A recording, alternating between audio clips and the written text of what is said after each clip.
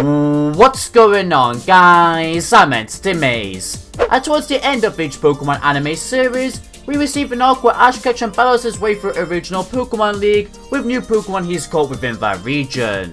However, one thing that sets the Sinnoh League apart from the rest of the leagues is the fact that Ash used some of his old Pokemon as well, which was a pretty cool change. Myself, hoping that happens again for the upcoming Alola League. In fact, it might even happen.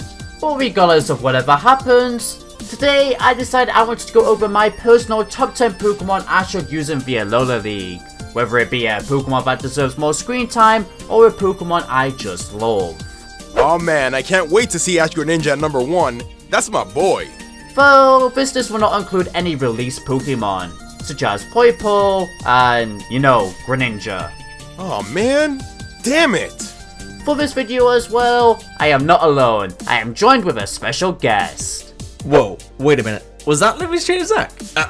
Yo, what's up fandom? I'm Link Cable, and like Ben said, we'll be discussing the top 10 Pokemon Ash should use in the Alola League.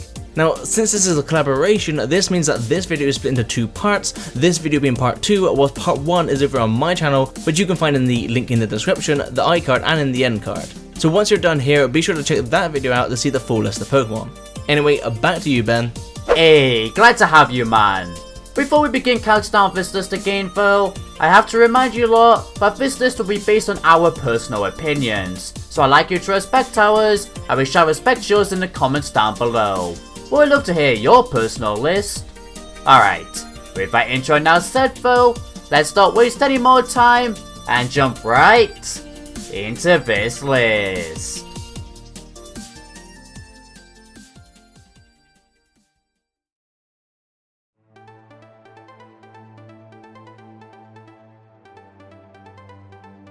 As you'll soon see with both videos combined, there's at least one Pokemon from each region we want Ash to use.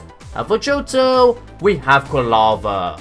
Quilava actually returned for the Sinnoh League, originally being a Cyndaquil who then evolved after an encounter with Team Rocket. However, in his league match, he and his opponent got knocked out so quickly thanks to cuts of Team Rocket selling merchandise, but we didn't even get enough time to see how this Pokemon truly copes with battles in this new form. So, returning for the Alola League, with hopefully no fast-paced matchups, will give it that more time to shine we initially wanted.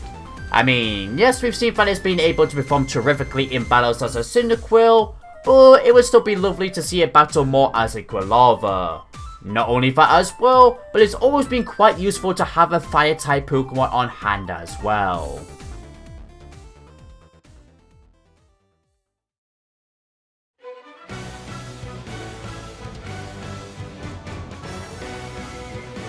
Next up, we have the very first Dragon-type Pokemon that Ash caught, and that's the powerful yet clumsy Gibble.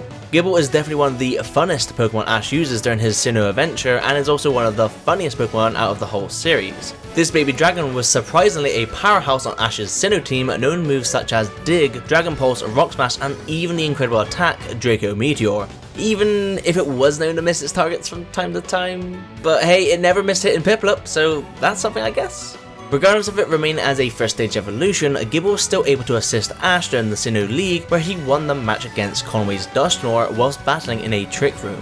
This took place after Gibble had already battled against Conway's Shocko and Licky, simply showing its strength to keep battling on. Since then, we haven't seen that much of Gibble, with its last appearance being in the Black and White anime series, Best Wishes, and also being one of the few Pokemon left out on reappearing during the 42nd episode of the Pokemon Sun and Moon anime. Me and Ben think Gibble has been gone long enough from the anime and deserves to make a comeback in Alola, perhaps even evolving to finally become a much more and stronger Gabite. And boy, I hope Ash gets a Garchomp at one point, because that would be pretty sweet!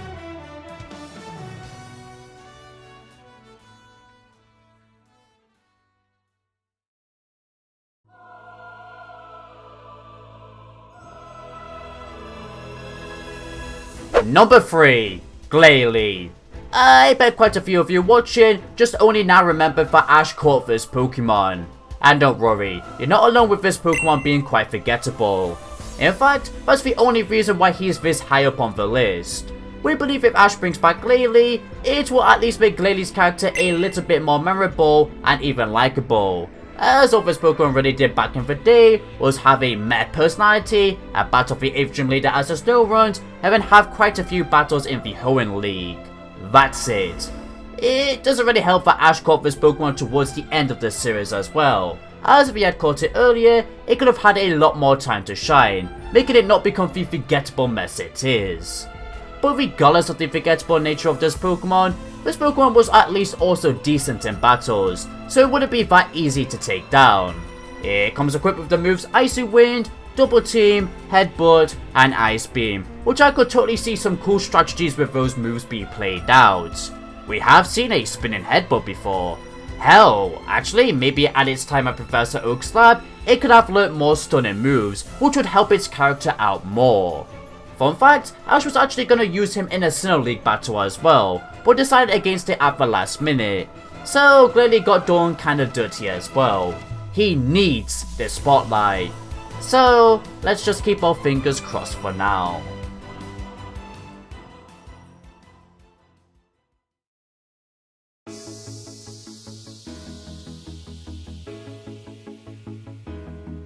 And the runner-up coming in second place is one of the best boys of Sinnoh, which is my boy, Beezle, the Seaweasel Pokemon. This is the only Pokemon that was traded to Ash that he actually kept and never gave away or traded back to its original trainer. Beezle used to be Dawn's Pokemon during the Diamond and Pearl anime, but after showing that it had a passion for battling and Ash's opponent had a love for contest, both trainers agreed to trade these Pokemon, which ended up being the best option for everybody. This Weasel has used moves such as Aqua Jet and Ice Beam during the series, and because of its previous contest training by Dawn, it has also learned to improvise and combine its moves in battle, like forming this frozen Aqua Jet technique it uses. As I've already said, Beezle is a passionate battler, being able to go toe-to-toe with the likes of gym leader Pokemon like Maylene's Lucario, defeating Pressure Wake's Quagsire, and even beating his Floatzel, which is Beezle's fully evolved form. Currently in the Pokemon Sun and Moon anime, Ash doesn't have a water-type Pokemon on his team, and we think Beezle would make for a great choice to be included, especially to counter Kiawe's Fire-type team, and perhaps even face off against Hau and Gladion's teams during the Alola League, but that all depends what their teams are, of course.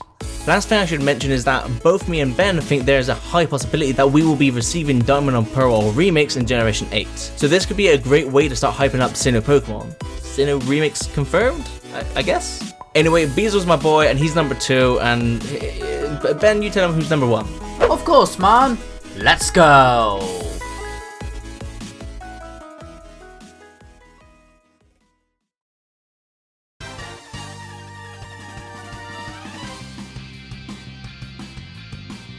Number 1, Noivern. Oh well, this Pokemon is finally on top in something.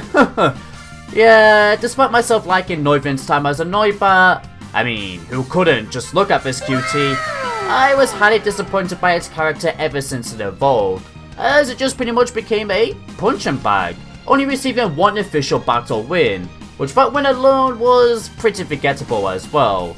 Like, what? This Pokemon had so much potential due to being another cool looking dragon type, and the development I had received as a Noibat made me hopeful that it would be incredible as a Noivern. But I was wrong in a way. The only memorable moment for me being the battle I had against Zapdos upon evolving. That was cool. So, to fix this character, I think it's only fair that the writers bring it back to the Alola League to finally take some more wins to its name. I'm pretty sure a Pokemon that can fly, and even a Dragon typing, would be very useful for Ash as well. Especially because there's theories going around that a rival could potentially own a Comet-O as well. Hell, Noivern even comes equipped with acrobatics, so that Pokemon would be toast for most of Noivern's moves. You know what else would be cool to see in any battle as well? That'll be Ash using Breakneck Blitz with Noivern's Boom Burst, totaling to 200 power, which should definitely give Noivern a win as well. There's no excuse for it to not. So, yeah, there's definitely quite a bit of potential for Noivern in this league. Please make him the character I wanted to fall in love with. I know many others could agree with everything I've stated for this character as well. This now concluding the final spot.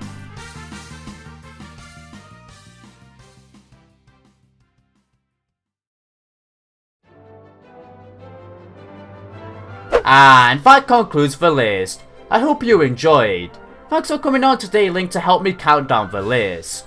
Hey, no problem my dude, thank you for having me. It has been an absolute blast working on this list with you and discussing about the Pokemon anime, which I really should do that a bit more often. But anyway, be sure everyone to check out the other part to this video over on my channel to see the other 5 Pokemon we have picked, which you can find the links to in the description, the iCard and in the end card. Yes, indeed it will. If you enjoyed this part though, then please be sure to consider leaving a like, a share, and if you're new here, subscribe along with it and that bell icon to stay in loop with all things Pokemon anime related. If you want to support this channel any further way, I also have a Patreon. Thank you for watching everybody. This is Untitled Chapter, signing out.